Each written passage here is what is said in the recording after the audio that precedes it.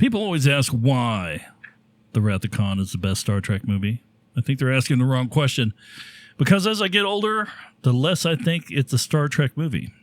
Sure, it's got starships, it's got phasers, it's got warp drive, uniforms, Vulcans, and enough technobabble to make an engineer smile. But strip away all that, and what are you left with? Something a whole lot more familiar. It's about getting older. It's about realizing that the one decision you made years ago can come back looking for you when you finally convince yourself the past is over. It's about friendship, regret, second chances, and the terrifying moment you realize the person staring back at you in the mirror isn't the young hotshot who thought he had forever. That's why this movie sticks.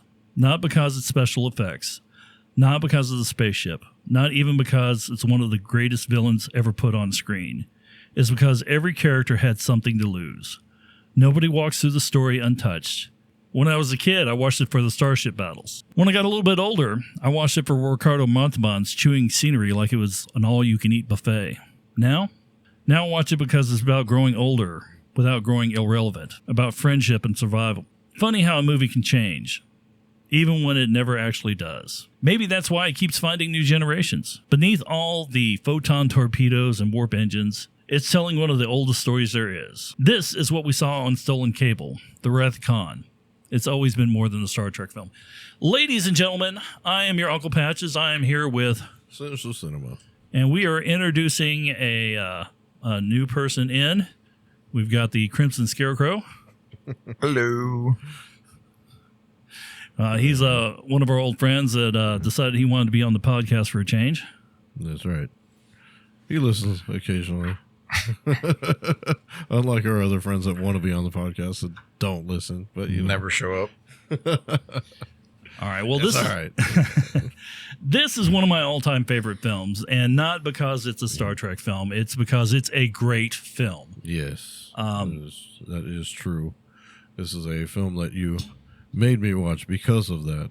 I am aware of I've always been aware of the Star Trek genre, things like that. And, watched a few episodes here and there of both the original series and the Next Generation and enjoyed them, but never really got into them, never really got around to investing the time. But this is a movie that Patches here told me that you have to watch this. I'm going to make you watch this. And I'm glad that he did, because it is more than just a Star Trek film. It is a really good movie, and it's revenge done right. And the only way revenge is done right is by doing it completely wrong. Well, I mean, there's only one person that actually gets revenge in the film, but we'll talk about that a little bit later on. That's true. All right, so Sinister, we know that you saw this film because of me, so yes. that's you're kind of a new viewer to the film. What about you, Scarecrow? When was the first time you saw this one? I saw it at VHS. I think I rented it because I started with the first Star Trek movie, and then I went through and watched every of them that they ever came out after that. So you became a hardcore fan because of this film. Yeah, I became a pretty hardcore fan because of the Star Trek films. And then after that, it just got better and better. And then I went back to watch the Captain Kirk TV series and stuff, the older stuff. So, well, I've been a fan of this film because my dad was an old Navy guy, and any kind of Navy movie that came out, he was into. And Star Trek, that's one thing that I have noted about Star Trek. They do a lot of naval things in the show and in the movies, and it's pretty accurate to real life naval stuff, as far as I know. Well, yeah, I mean it's Space Navy, but no, he was into it because this one has a lot of the space battle on it is a lot like a sub battle or a battle between two ships. So you would have run across this sort of thing in nautical times with sailboats or with actual battleships or whatever it is, where ship is out on its own and runs across another ship.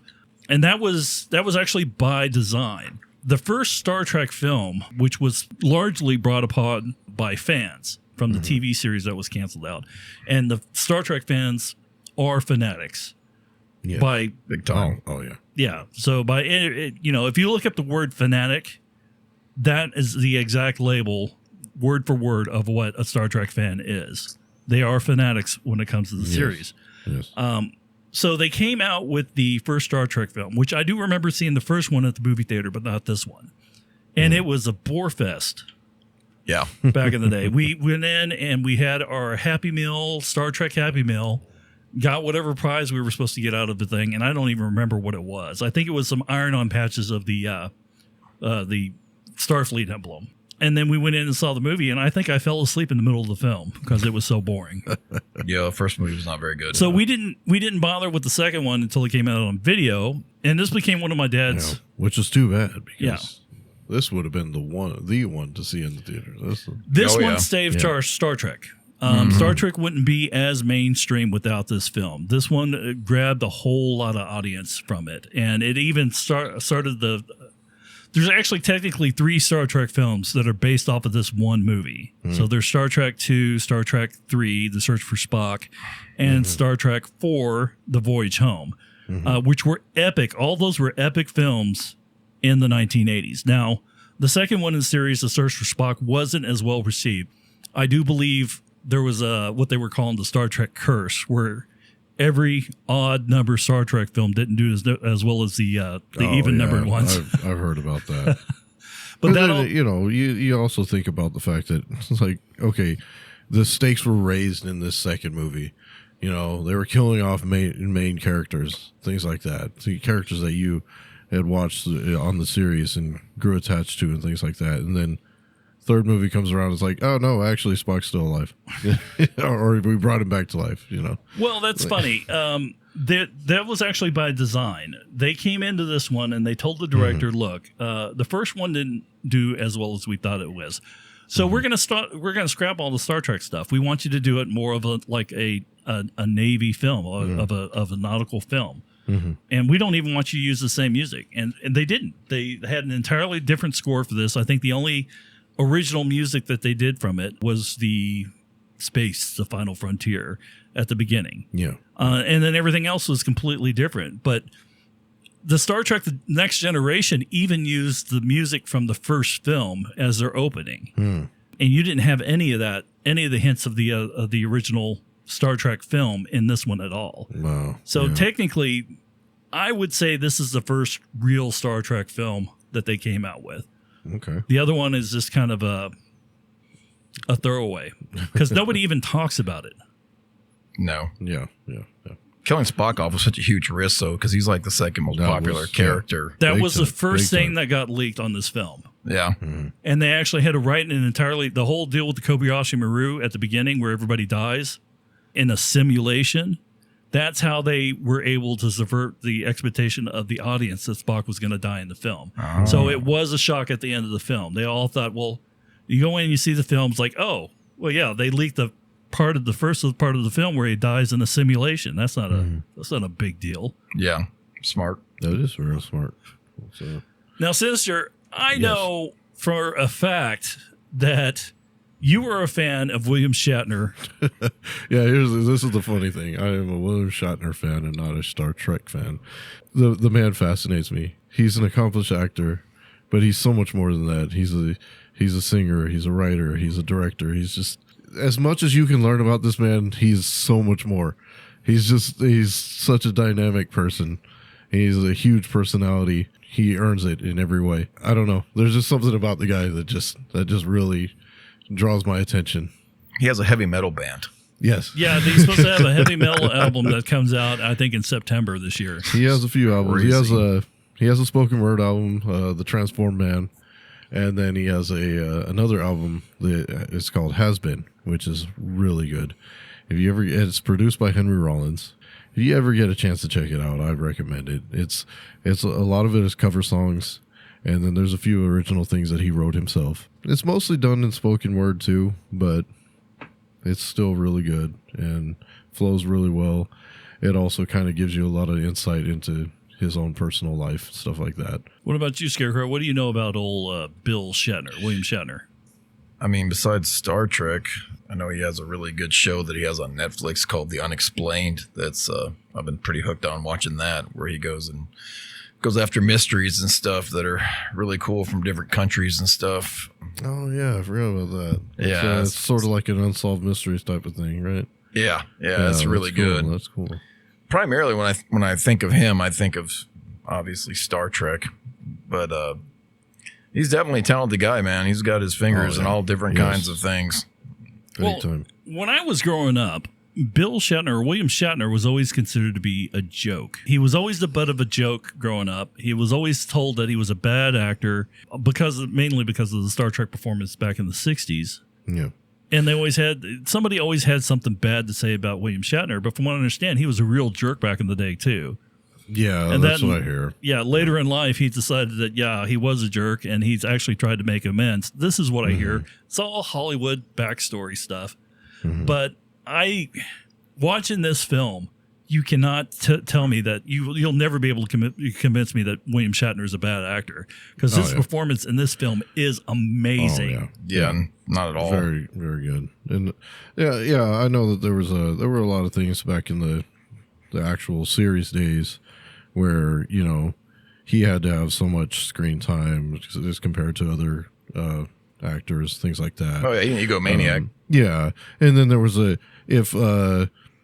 say like Sulu, played by George Takei, had a scene with his shirt off or something like that, and William Shatner had to have a scene with his shirt off. So things like that. That was the type of thing that people had a problem with him about back then. It's kind of a womanizer too back in the day. Yeah. But well, I mean, if you're a Hollywood star, then you were kind of a womanizer. It was kind of expected back in the day for that. Well, when you have multiple women constantly throwing themselves at you, it's big time. I mean, are you really a womanizer, or are they, giving you that opportunity? It's this man has had the most public life that I can think of, and it's got to be difficult for him, because everybody, whenever you see him out in public and stuff like that, somebody's always trying to get a piece of him. They wouldn't give him a piece. I mean, sometimes he's into it, and sometimes he's not. But I can see it. I mean, they've got negative stories about him in about the original Star Trek series, but nobody was willing to turn it down for the paycheck for the movies. So it was cheesy, but then there was a lot of cheesy TV shows back in those years. Oh yeah, for sure. I mean, but I mean, look at him. He's from Star Trek. Later on, he did T.J. Hooker, and I think he took a break from T.J. Hooker so he can do this film. Yeah. Ricardo Montalbán took a break from Fantasy Island so he could do this film. So they actually saw something in the film that would make them come back for this part. Yeah. And of course, you got the main cast. You got Walter Keong as Chekhov. You've got, oh God, what's her name? I always get it wrong. I'm gonna look it up here. Nichelle Nichols. Michonne Nichols or something like that. It's not actually Michelle. Nichelle. Yes. Nichelle Nichols. Yes. Walter Koenig. That's what you said. Chekhov. Then we got Leonard Nimoy, of course, as Spock. James Doohan. That guy's got a storied afterlife, actually. From what I understand, parts of his ashes have been snuck onto the space station, and they've been hidden there somewhere. Oh, that's awesome. That is awesome. I mean, he played Scotty in the series, and he was always noted as being a miracle worker on stuff. And my favorite story about him, and I don't even think anybody else sees it this way, but they have a service to where if you died, you could have your ashes put on a rocket and sent into space, sent into orbit. And the first rocket with his ashes on it crashed. I thought that was absolutely hilarious, because if he were alive, he would have been able to fix the rocket in flight, and they would have made it. That is true, yes. You would think it'd be some red shirt ashes going on in there. All right, and another interesting fact about him is that if you're ever wondering if any of the artwork or photos or stuff with him are fake or not, he's missing the index finger on his right hand. So if you see a photo with him with an index finger on both hands, then you know it's a fake. I'll be darned. But he was always really good about hiding that in the TV show, and really good about hiding that in the movies and stuff. There's funny things that you learn about old TV shows and things like that, where they hid either some sort of disability or amputated limbs or other problems. Like Fred Mertz, the person that played Fred Mertz in the I Love Lucy series was a big-time alcoholic, And his hands were always shaking. He had the trembles because of his alcoholism, and so they hid his hands in most of the scenes that he was in. There's a lot of interesting facts about movies and TV shows from back in the day that you don't know until you read about it, and it's just like, wow, that's.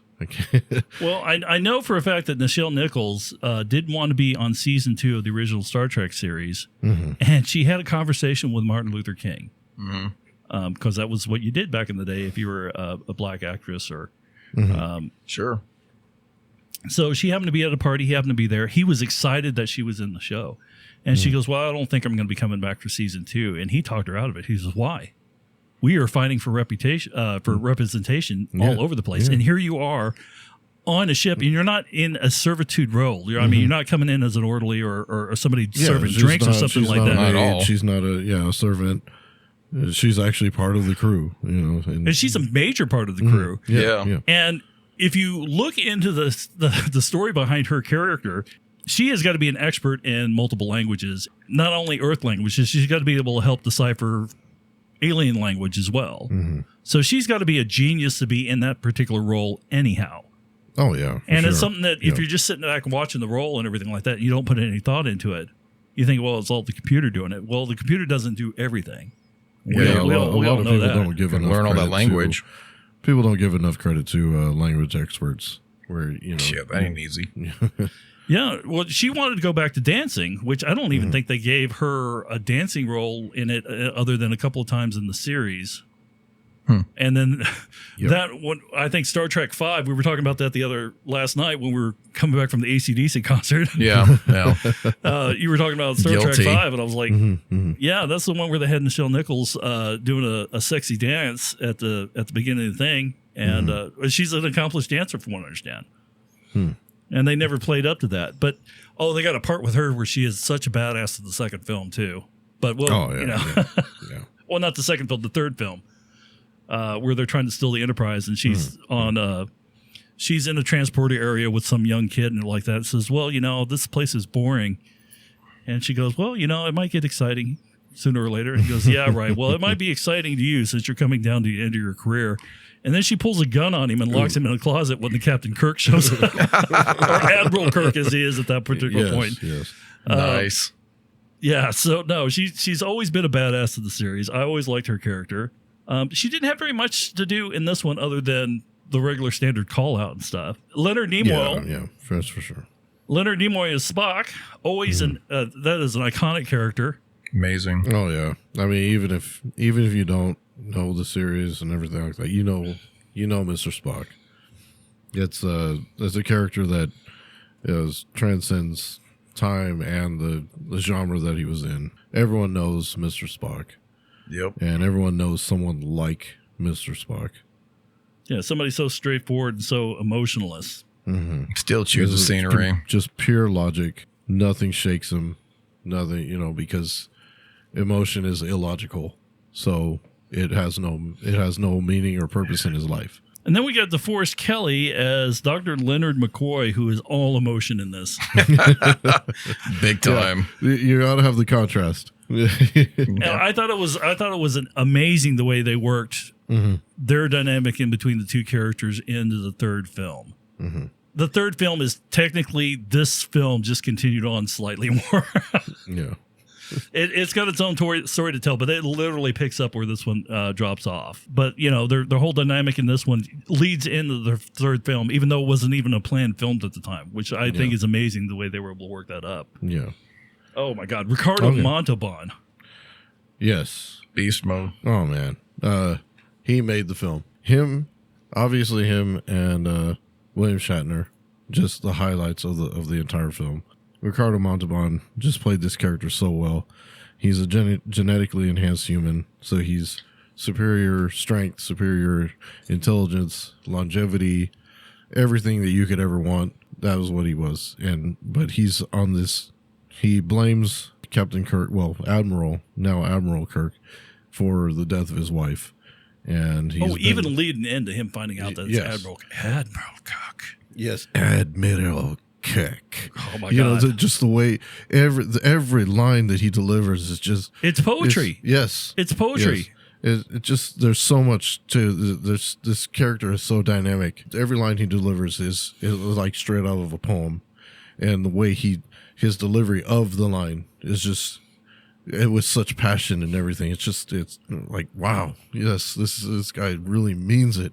I have said this a couple of times. Once we start talking about a film, I start getting stuff on my algorithm, and it pops in. I got a deal on Ricardo Montalbán talking about doing this part. Yes.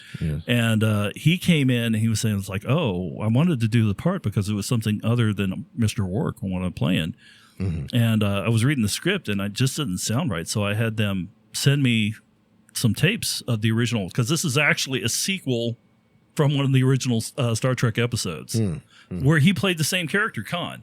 Okay. So he had to get in the mindset of his original character, and he had a problem with getting, because he's played this other character for so long. Yeah, Mr. Rourke. So, you know, you got kind of a Mr. Rourke. He was always not a devilish character, even though he kind of played the devil on the show, because he would bring you in and it's like, oh, here's all your wildest fantasies, but everything's going to go to crap. Yeah, of course. Yeah. That's the thing. It's the devil is supposed to draw you in with, you know, something enticing. It's something that, you know, that you want. And then, of course, this character is like the opposite of that. He's driven by revenge and driven by, you know, hatred. And, something you don't want. Anger. Yeah. That was actually made more obvious in the sequel series that they had. Well, what was his name? He did A Clockwork Orange. Who was the main character in that one? That was Malcolm McDowell. Malcolm McDowell. So he did Mr. Rourke in a series of Fantasy Island where it was literally him playing the devil. Yes, I remember that. Oh man,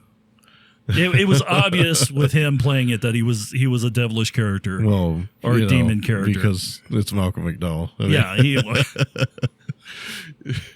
I love that. That's one of my favorite actors. But yeah, it's he plays Sinister too well to where, you know, it's like, you know, it's on his face. Yeah, it's on his face and everything he does. And you know, he's up to something, because he is up to something. So that casting was a little bit on the nose, but I mean, Ricardo Montalbán playing it, he just always seemed like a sweet guy having you out to his island to have some fun, and then everything would go to hell on you. Which is, it was an interesting series, but he had a problem getting away from the Mr. Rourke character, and he had to watch the episode 4 or 5 times to be able to get into a role that he played 20 years before. And his performance in this film is amazing. Yeah, he flipped the script in this one. Man, big time. And you see the frustration with Kirk, you know, learning about, you know, it's Khan that's throwing a wrench into all his plans and everything like that. And when he shows up, it's a complete shock. I mean, it's out of nowhere. Yeah, because they left this guy on like an abandoned space station. And how many years?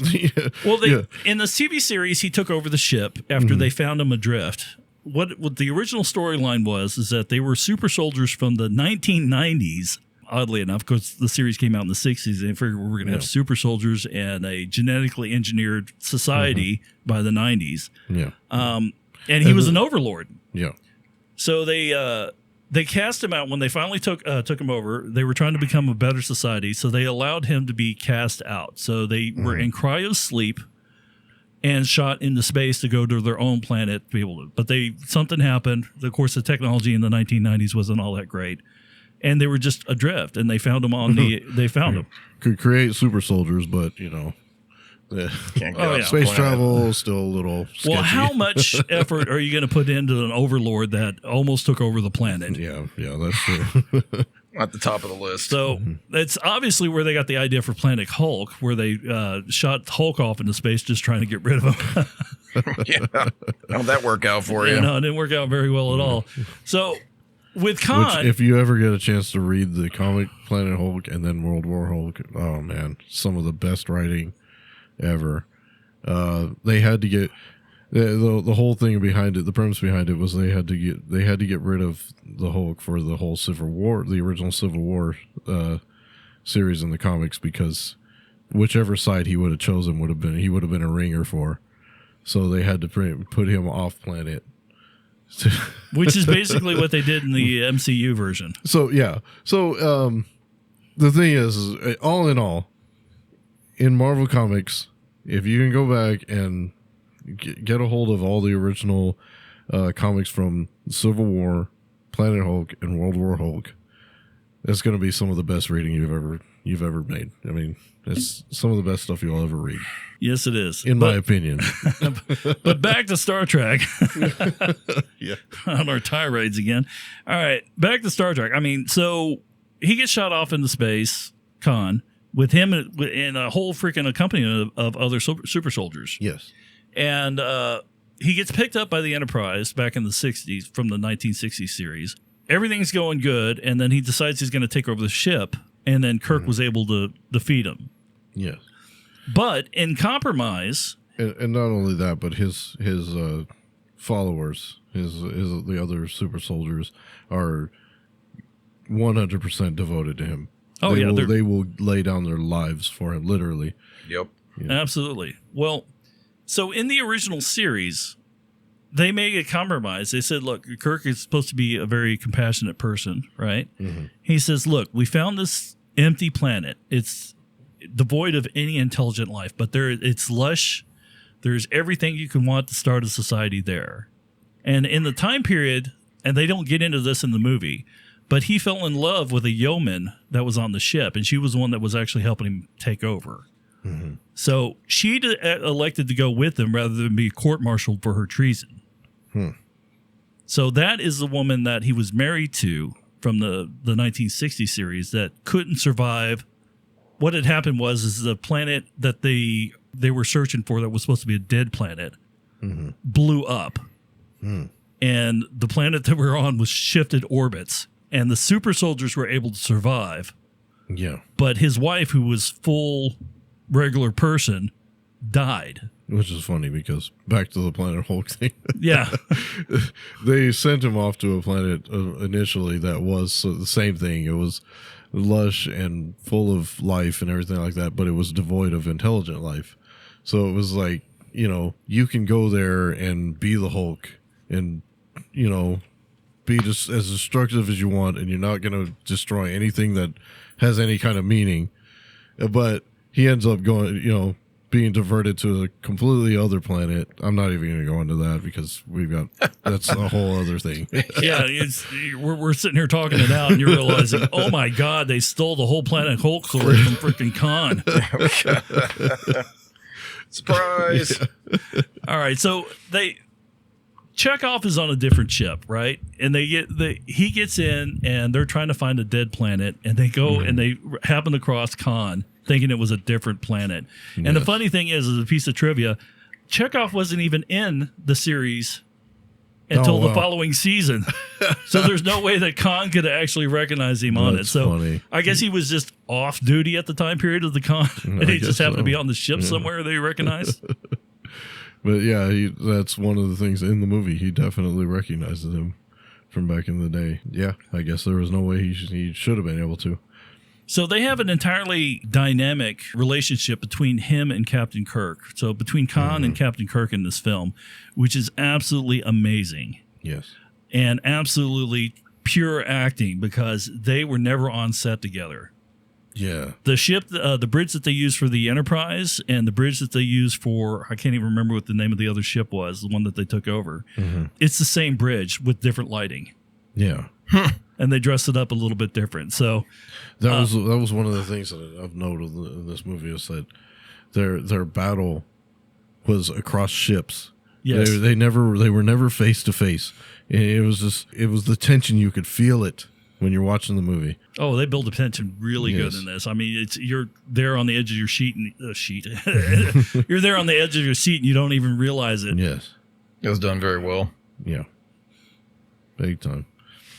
Now let's all stop and look at Scarecrow for his input. Yeah. You haven't said anything in a while. What's going on, man? Well, I'm just thinking of the worm. The worm in the ear scene, man. That was there you go. Yeah. All right. So pretty let's intense start, scene there. Let's lead into that here. Let's go. Yeah. All right, Scarecrow. What was your favorite part of the movie? It's nasty, but I like the worm in the ear scene. I thought that was pretty evil thing for him to do. To be able to control them like that. Yeah. One of those scenes that kind of gives you the creeps, gives you those chills up your spine. Ooh. And it's not just to hurt him either. I mean, the creature has a purpose. Yeah, so You know, the fact that they drop him into the earlobe, and then it controls them like little robots and stuff. It wasn't even just that. They got there and he put them in the helmets, and then he slapped the helmets on the guys, and then you had to slowly watch it go. And it was all done with practical effects. Yeah. Worm its way into their ear and creepy shit. All slimy. Yeah. And you can feel it. You can just feel it. Yeah, I can feel it now, man. My ear's starting to itch already. Mm-hmm. And then, you know, he's got his two little robots that do whatever he wants. So that was one of the things about the worms is that in their larval stage, once they kind of latch themselves onto your, what is it? Brain. It's not the frontal lobe, but it's somewhere. Cerebral cortex. Yes. Okay. They take over your brain, and you are susceptible to suggestion and control.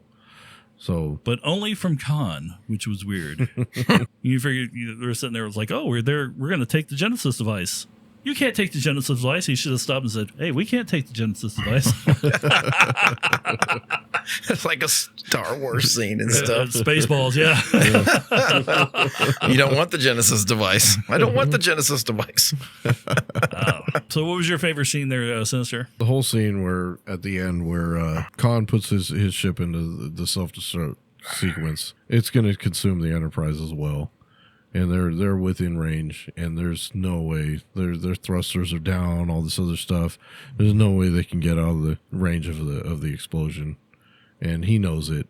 And so that was, that's his plan. That's his final spot for revenge. And Spock goes into the control room for the reactor core. Yes, and I think the core has been compromised, so it's shooting out radiation everywhere, and you know where this is going. He goes in there because no one wants to go in there because they know it's dangerous. They know it's a suicide mission, but he goes in there because he knows that this is their only way out. He gives his own life to save the lives of everybody else on the ship. The hero scene, man. The hero scene.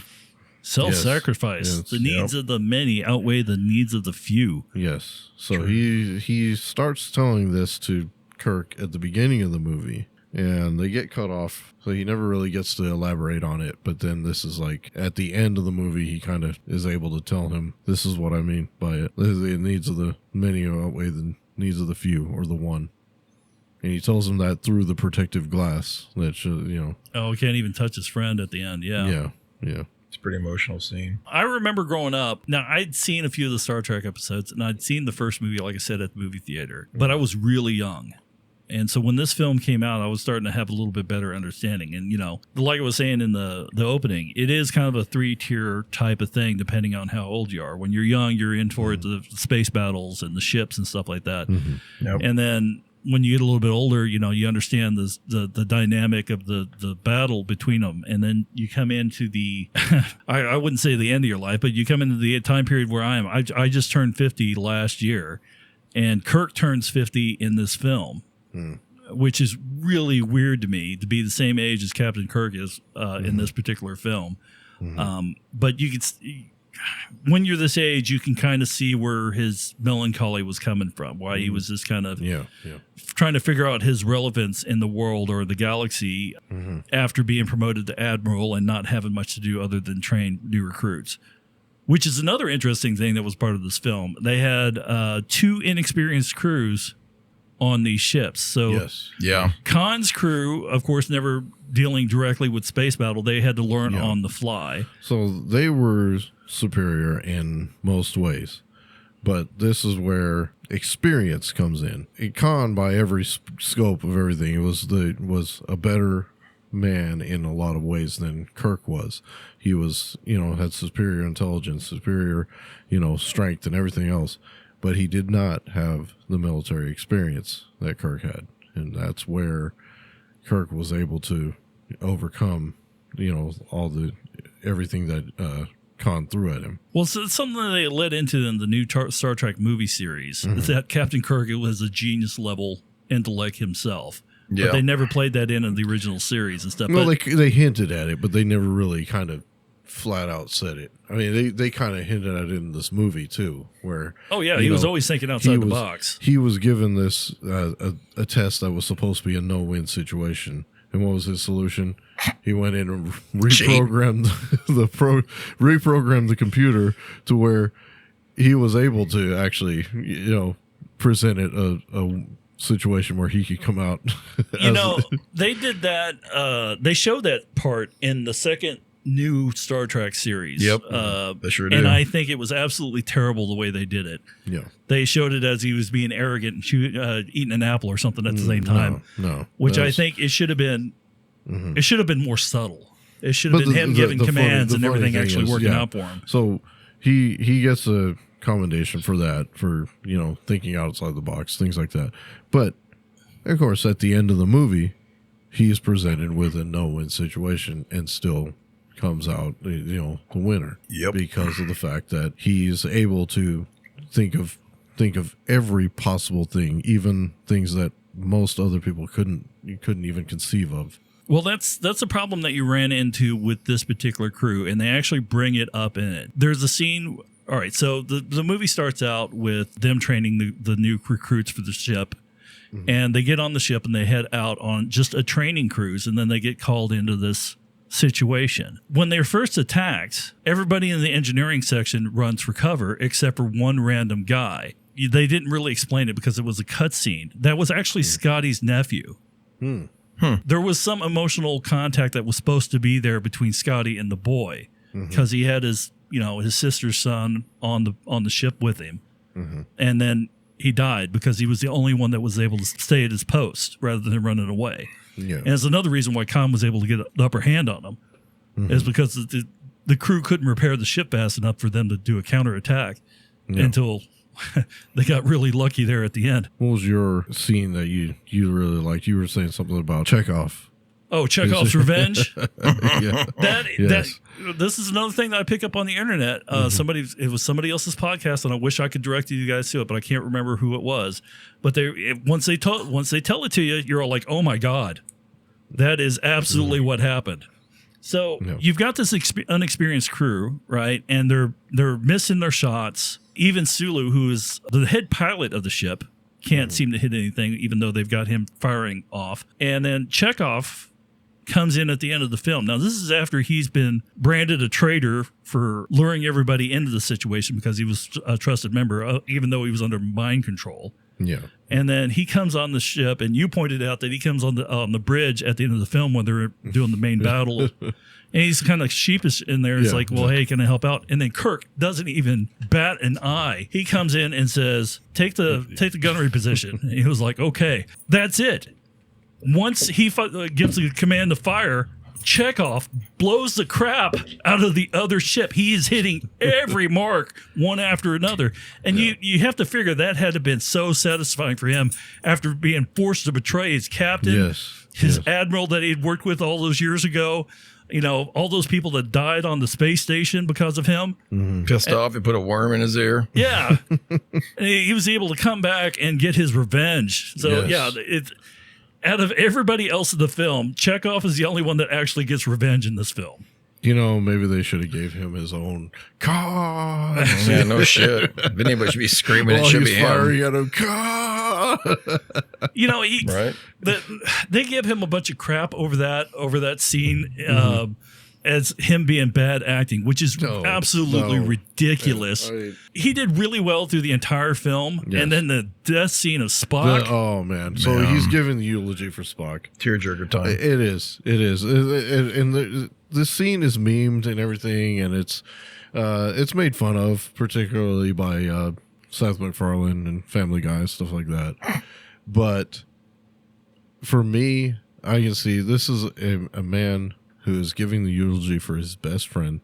So he's been his friend for over 2 decades, so probably 3 decades at this point, and he's in uniform. So he's not only giving this eulogy for a subordinate, but also a friend. But he's in uniform, so he's trying to keep his composure. He gives most of the speech very straightforward, and then just right at the end, he slightly breaks. It's so real.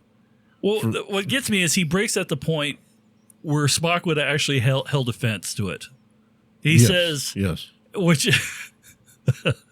Of all the souls that I've known throughout my travels, throughout my years, he is the most human. That's something that Spock never wanted to be, even though he was half human. Yeah. But it was something that Kirk always accepted of him.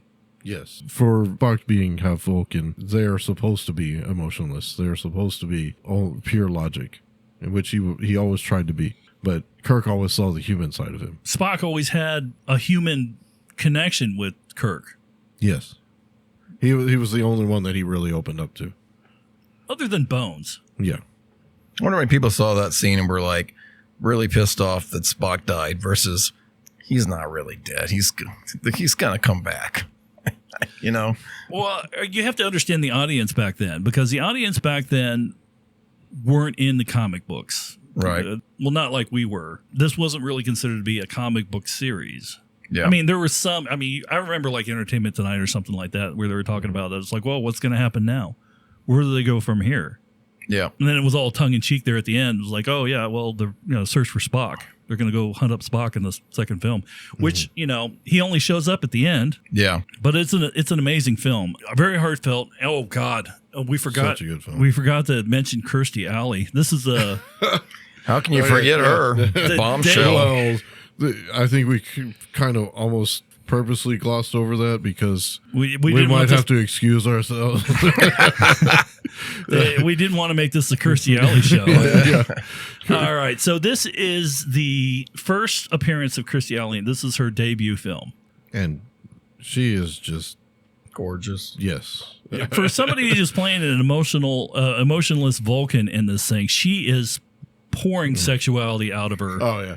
Over the screen. And it's that scene where she gets in the elevator with Kirk and she has her hair down and he makes note of it. He's like, oh, so you have your hair down now. She's like, this is still within regulation. And you could tell that he's kind of, wow, and then what's his name? Bones? Bones comes in the elevator later on. Who's holding up the elevator? Yeah. He's going to block him. Like, oh, she has her hair different. He's like, Kirk's like, I didn't even notice. Like, we all know you noticed, Kirk. Of course you noticed. I noticed. Kirk's always thinking with something else. Scarecrow was just going to joke before we started recording. He was like, hey, how many women has Kirk slept with? And I was like, 3. The rest were aliens. Female aliens. Female. So we think. Alien body count. Yeah, he was always known for the ladies' man in the TV series. He didn't get that so much in the movies, although he did have the love interest in the 4th film where they went and got the whales. Is it the blonde what's girl? her name? Yeah. Dr. Carol Marcus. She was his kind of she love was interest in this film. Former love interest. Former, yeah. They did allude to the fact that he was spreading it all over the galaxy. Yeah. So a lot of the captains love those doctors. Well, I thought it was interesting that it was like, oh, Captain Kirk has a son, and he's just a hothead, and he's really smart, and now he's dead. And the next film, Now he's dead. it's like, God. Well, So you didn't even give us a chance to build a relationship with him before you killed him off for that actual emotional impact. That one felt kind of dead in the next film where he was like, you Klingon bastard, you killed my son. That one fell flat for me, but that's a whole nother podcast there if we were going to do the search for Spock. Gonna have to knock them all out eventually. I don't know, maybe. I don't know. These 3, for sure. They've got a scene that in the next film, The Search for Spock, where the Enterprise comes back. And it's coming into Space Hawk, and it comes across an area where everybody's a lounge where everybody's sitting and everything like that, and everybody's got to stop and get up and look at the ship. Now they know this is a training crew that came out, and they know that something happened while they were out there. So when they come in and see the ship damaged and the damage on the side and see how serious it is, you could feel it from the audience that was watching the ship come in, which I thought was a nice touch. Yeah. Hitting all the high points on this. William Shatner, amazing performance out of him. Oh, yeah. Leonard Nimoy, kind of, It's a Leonard Nimoy performance. Yeah. Well, he was the Spock character through the entire thing. And then when he dies at the end, even though he's still doing the same character, man, it rips your heart out. Oh, yeah. Yep. DeForest Kelley, awesome performance out of him. Although, they did the new series and they had Carl Urban play that character, and it is spooky how he pulled DeForest Kelley's performance off. Carl Urban did a good job. He does an amazing job in everything that he's in. Oh yeah. Yeah. George Takei as Sulu, he was just kind of there flying the ship. He wasn't really doing a whole lot other than... There wasn't a lot of Sulu stuff in this movie. No. Well, it was mostly him turning around and lifting an eyebrow or something. Yeah, they could have done more with him in the film. They could have done more with Nichelle Nichols. That's true. In the film. Both of them kind of were on the back burner. Walter Keoning as Pavel Chekhov, like I said, his performance getting the revenge at the end was amazing. Even though they just totally glossed over that. It's something that I found out 40 years later watching somebody else's podcast. Is Chekhov got his revenge, and he didn't miss a shot. Carol Marcus, that was BB Beach. Beach? I don't remember her from anything else. And then Merritt Birdrock is David Marcus. I think he was in Star Trek 3 after this one. It's the only other film I remember him being. And then Kirstie Alley, oh my God, she went on to do Cheers. Yep. And Look Who's Talking series with Bruce Willis. And Bruce Willis and, oh God, what was his name? Staying Alive. What's this? Oh, you're talking about John Travolta? John Travolta was in that film, I don't know why I couldn't... I could see his face.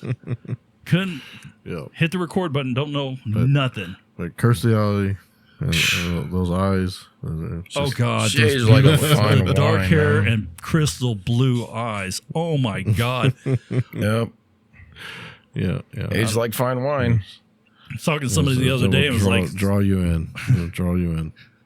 Talking to somebody the other day, and they were like, "Well, too bad Kirstie Alley lost it when she got older. She, kind of got out of shape and everything." It was like, I don't care.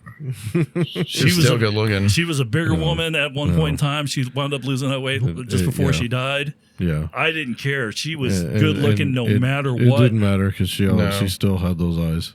Yeah, and she generally seemed like a sweet person. Yeah, for sure. She still had those eyes and those lips. How hard do you think things are for William Shatner? Well, I mean, you look at it. Leonard Nimoy's gone. DeForest Kelley's gone. James Doohan's gone. George Takei keeps on taking snipes at him on the internet. Nichelle Nichols is gone. Walter Keoning is still around, but I don't think they really had much of a relationship. His friends are dead. He had a wife die. Drowned in a pool while he's doing a TV series called Rescue 911. Man, where he's telling people what exactly to do when you call 911. Yeah, that's tough. This man has lived a life. I think I remember hearing him telling a story about the moon landing, and I think he was going through a divorce at the time. Star Trek had just come to an end. I think it was the last moon landing, or it was like Apollo 14 or something like that. And he was living out of a van. Down by the river? Listening to the stuff happen on the radio because he was going through a divorce and was thrown out of his house. Wow, yeah. This man has lived a life, and he's in his 90s, and he's still going. Still I think he's under the impression that if he quits, he goes. And you know what? I mean, he's probably right, because that tends to happen. He's one of those guys that will... He's always moving. He's always doing something. He was on one of those fake trips to the... to space. Where it's just like he kind of went up into the upper atmosphere. And I believe that he went up. I don't believe that Carrie Perry went up. I think that part was a scam. Yeah. I don't know. No, they kind of went into the upper atmosphere, and that's about it. But, you didn't leave orbit, so you didn't go into space. Well, they didn't leave. They you weren't didn't leave Earth's atmosphere. Yeah, so you're still within the atmosphere. But he was kind of amazed by that. He was shocked at how... he did this when he was at 93 years old, I think. So I give him more credit for that than I do for the... fake ones. Yeah. He's a trooper, man. I saw him on Boston Legal. That's something else I actually saw a few episodes of. And Danny Crane killed it. Yes. Yeah, he was good Danny on there, Crane man. was oh man, he's a badass on there. This is why I'm a William Shatner fan, because it's just every character that he just does it to the fullest. And Denny Crane was such an awesome character. Yeah, I did not watch Boston Legal at all. I caught a few episodes here and there, but whenever Denny Crane was there, he stole the show. Watch some of his highlight stuff on YouTube. Yeah, the highlight stuff on YouTube is absolutely hilarious. Yes. Yeah, it's good. I'm into that. Anytime it comes on, I was like, Danny Crane. Denny Crane. Mm-hmm. So anytime he does something epic, Danny Crane. Something else. Yeah. Man, this is an amazing film. So I guess we're coming down to it. We're almost at an hour now. Okay. Well. Yeah, 56 minutes. All right. So where are we at? I mean, guys, I am 50. You guys are not quite 50 yet. When you watched this film over, well, I know Sinister hadn't watched it until recently anyhow.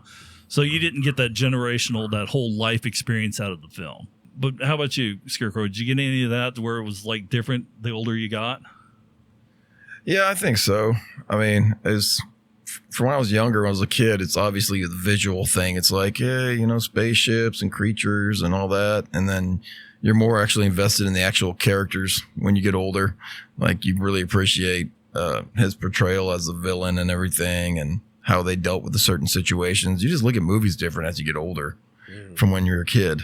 Yeah, for sure. Well, I mean, we're going to be doing Highlander here pretty quick, but Highlander is one of those films that, like this one, it's one of my all-time favorite films. So that's another thing, though. Go back and watch some movies that you haven't watched in a long time, and just see how you feel about them now. Feel about them, yeah. After a few years, pick one of these old films and grab your nephew or your kids or something like that and make them watch. We were at AC/DC last night. Yeah. And I was talking to the kid sitting next to me. He must have been about 20, 21 years old. Mm-hmm. Well, he had been 21 years old, I hope, because he was drinking a Modelo. But he was asking me if it was my first AC/DC concert, which I'm 50 years old. And yes, this is the actual first rock concert I've ever been to in my life. So it was kind of a special deal for me. And he said this is his second one. I was like, oh, so you're a big AC/DC fan? He goes, oh, yeah. I was like, oh, what'd you think of that movie Maximum Overdrive, which we did an episode on? And he goes, what are you talking about? I was like, Maximum Overdrive? That movie written and directed by Stephen King that featured only AC/DC? For the soundtrack? He goes, no, I've never heard of it. I was like, you were missing out. Yeah. And he was there with his girlfriend and his dad. And I looked over him, his dad, and said, is that your father? He goes, yeah. I was like, okay. So I waited for a little bit. And then, this is before the actual concert started. Mm-hmm. And his dad looks over at me and was like, hey, is this your kid? And he goes, yeah, what's up? And I was like, how come you never showed a Maximum Overdrive? And the whole row down below us is like, Maximum Overdrive. Yeah. That's great. And then he goes, what do you mean Maximum Overdrive? So I said, Maximum Overdrive. It was written and directed by Stephen King and featured only AC/DC for the music. Yes. And you never showed your son this film. He goes, I don't even know that film. I was like, I can tell. Come on. You're a big AC/DC fan, huh? Yeah. So then now he's going to go and watch that movie, and he's like, oh, no. There's all these machines. If you mentioned Iron Man, he'd probably be like, oh, yeah, AC/DC Iron Man movie. I remember that. He goes, well, is it a good film? I was like, It's not a great film. No, it's not, entertaining. Yeah. It's very entertaining. It's fun. But it is one that, we mentioned it in the podcast several times, that it makes you think more now than it did back then. Oh, yeah. It definitely has more of an impact now. Yeah. So, all right, Sinister, it's been, you've watched it maybe 2 times in the last 3 years since I've originally tried. Mm-hmm. Has it drawn anything out of you over the difference between these 3 years that you've been watching it? You kind of see the different dynamics. On one hand, you kind of look at it from Khan's perspective, and then you also have to look at it from Kirk's perspective. He was doing what each one of them did what they thought was right, and then even in the end, Khan was avenging his wife, and Kirk was protecting his crew. So Khan was avenging his ego. Yes, ultimately, yes. He made it about his wife, but ultimately, yes, he was avenging his ego, and which is the reason why he died alone. in the vast emptiness of space. Well, I got the impression that his first officer was his son, even though they never. Yeah, he did look a lot like him. He had the same, kind of hair and everything like that. All right, so let's address one of the final controversies of the film, because I do know for quite a few years there, they were trying to say that Ricardo Montalbán wore a prosthetic for his chest.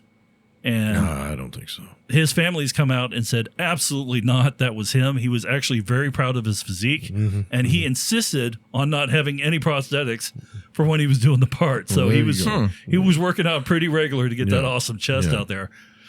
No, that was him. I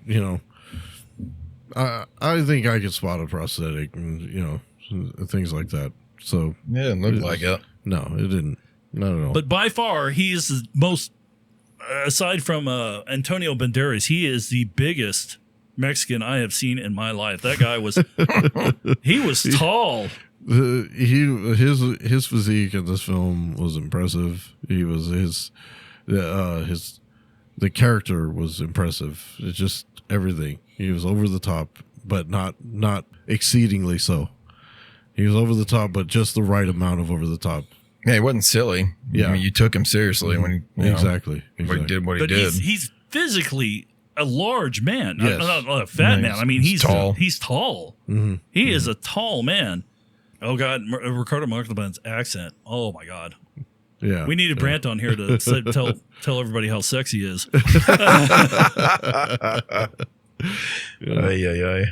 Amazing performance.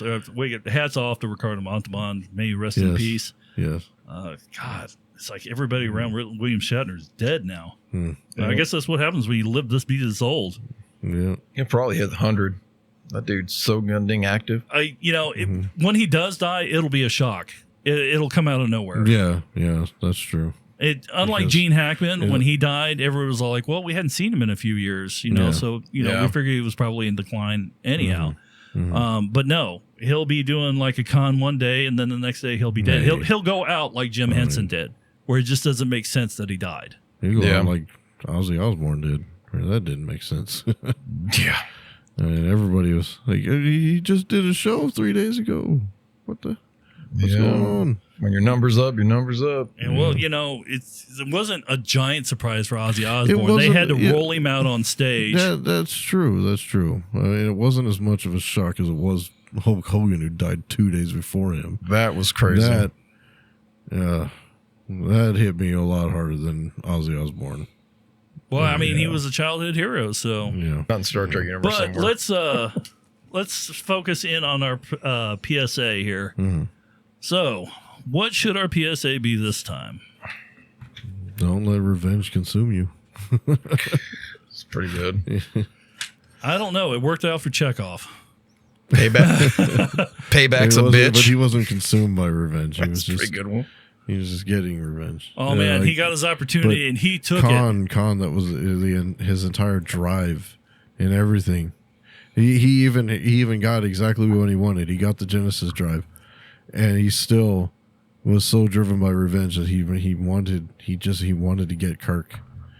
And even one of his, I guess it was supposed to be his son that told him, "Hey, we already got what we wanted."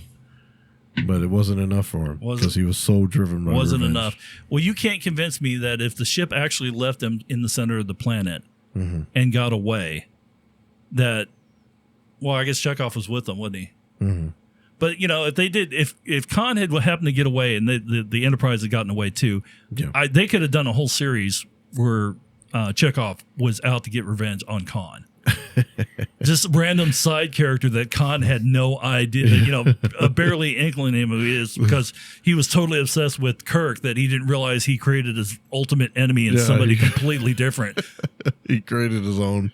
You're never as good as you think you are. Wow, yeah. Gets his own ship, goes rogue, becomes a pirate. Yeah. Just so he can hunt down Khan. Oh man, think about that. That would have been awesome. Awesome series. We should write that. Chekhov's Revenge. Yes. Alternate reality where Chekhov and Khan both got away alive. The movie that should have been. Wow. Got Chekhov out there, All right, so let's make that the PSA. Ladies and gentlemen, revenge only works good in a story, not in real life. So if you want a good story, revenge is where to start.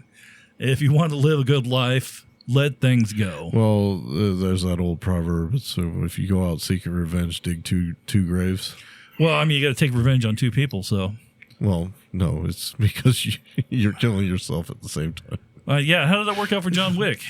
How many graves did he have to dig? He's killed a lot of He people. dug a lot of graves. That guy is backhoe certified at this point. He's and none of them were his own. Well, I don't know. Yeah. Maybe that last movie, supposedly he died, but We'll find out.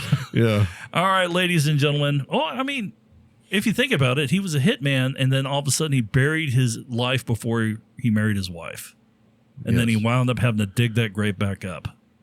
All over a dog. All over a dog. And a car. His wife's dog, though. It was the last thing. The last thing she gave him. From her. Yep. Yeah. So he could keep his humanity as being a good man rather than the killer that he was. All right, ladies and gentlemen, thank you very much for tuning in. You have been listening to What We Saw on Stolen Cable, The Wrath of Khan. It has always been more than a Star Trek film. I am your host, Uncle Patches. I'm here with Sinister Cinema. And special guest, Crimson Scarecrow. Thank you very much, and have a fantastic evening. All right.